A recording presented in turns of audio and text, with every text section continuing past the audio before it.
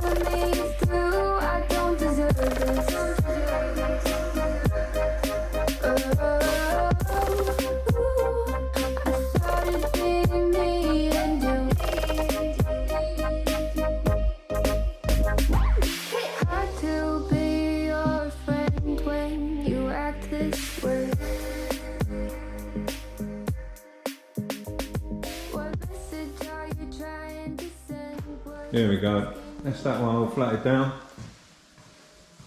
A few cut throughs there, we'll sort them out in a little while.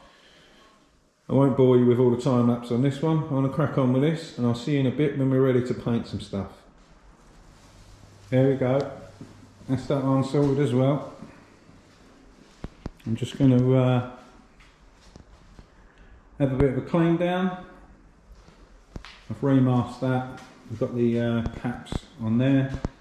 We're going to have a bit of a clean down, and then we'll get some wet and wet primer over them, and we'll get some base coat on them, and we'll get some clear on them. See you in a bit. Join me on coat number 2 if you can hear me. I've only just realised my GoPro file was corrupt, so we're just going in for the second coat. Let's get this thing painted.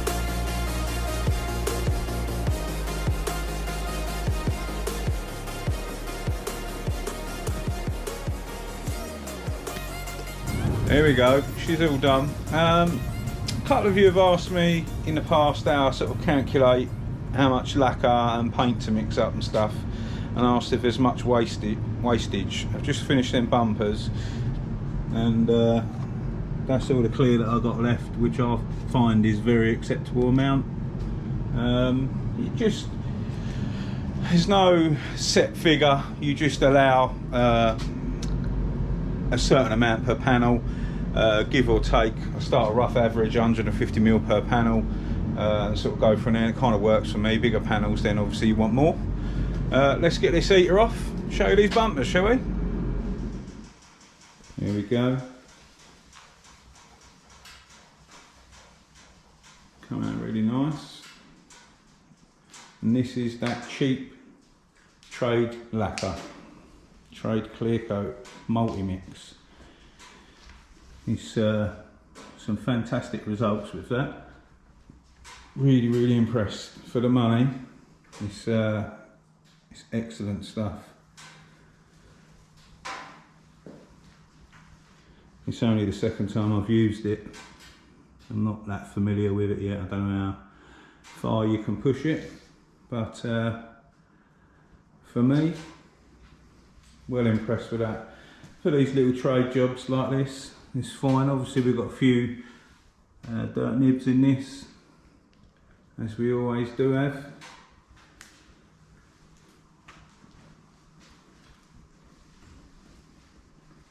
Come out really well. Really liking that clear coat. I think it's lovely. I'm going to revive a little old Focus.